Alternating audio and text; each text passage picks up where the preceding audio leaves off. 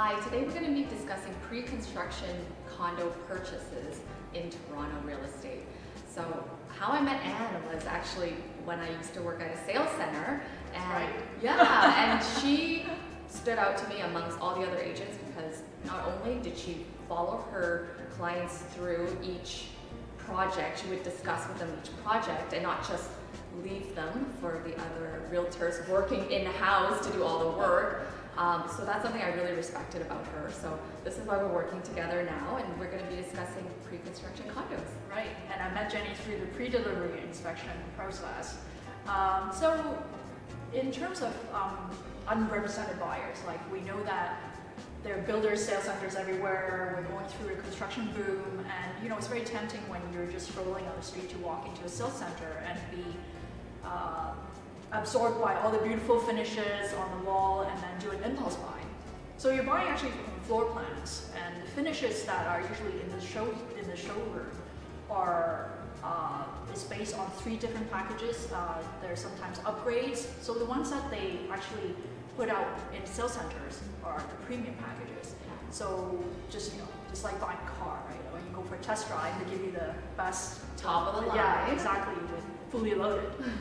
So in terms of what a buyer should look out for in the process, can you talk a little bit about it? Yeah, so the minute that you go into a sales center, you are working directly with the developer at that point. So we can't represent you and give you, the best knowledge and advice anymore. So we would always recommend to find a realtor to help you through the process. It's a very confusing process.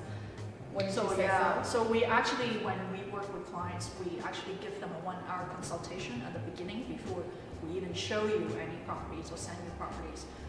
Because otherwise you'll be very overwhelmed when you walk into the sales center. And a lot of developers have different rules, and it really depends on what kind of development you're buying into. Condos are very different with townhouses or freehold. And we will have more videos to talk more in depth about that. In terms of, from agreement of purchase and sale to deposit, do you want to elaborate a little bit? Yeah, so when you do sign the contract with the developer, usually you have to put a certain down payment immediately. Upon signing. Upon signing, and then post-dated checks usually after that. Right. So you're bringing a checkbook to the signing appointment. And that amount can vary by developer as well. And then thereafter, for the balance of the deposit, it's usually by installments, incrementally, monthly for the next 6 months until you reach basically the maximum that you're supposed to submit to the developer. Yeah, so that can also range as well. So we've been seeing 10% down payment to 20%. Right. Even more for some other developers as well. Yeah, and then after that, after you sign, there's generally for condominiums, for new construction, there's a 10-day cooling period. So this allows you to have your lawyer and also yourself. You should also look over the purchase agreement to see if you have any questions or clarifications that are required. There are a lot of developers' charges baked into the offer. So for someone who has never, for agents who have never worked in pre-construction, they may overlook the little fine, basically the fine clauses. So for development charges, it can range anywhere from 7,000 to 10,000. Yeah, and it also development charges, they kind of vary by suite layouts as well. So smaller suites is less expensive, and when you get to bigger suites, it's the charges increase significantly. Right. Yeah, same with buying lower floors and upper floors.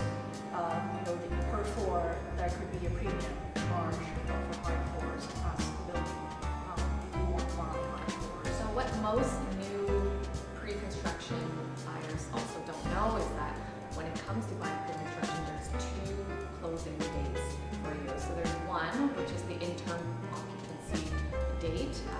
So you get the keys, but you're paying some sort of phantom rent to the developer. You actually don't own the place because the title has not been transferred to your name.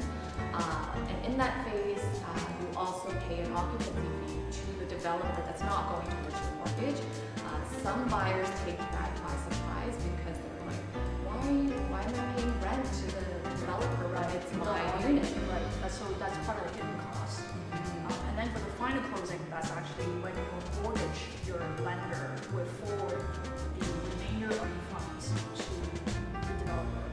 So during the interim occupancy period, you actually have to have a financial reserve basically to cover the cost of the occupancy fee.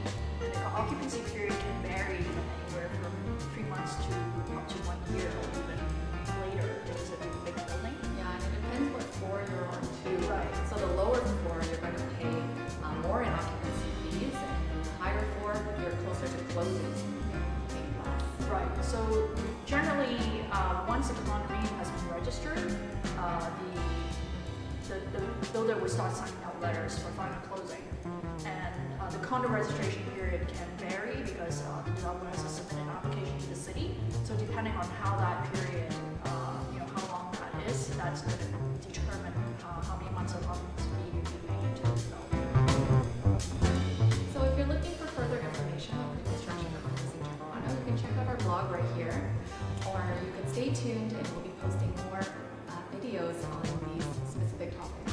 Yeah, we're going to be interviewing some of our clients who recently purchased to shed their insights and experience on buying pre-construction. Yeah, and hopefully maybe you don't make the same mistakes they do.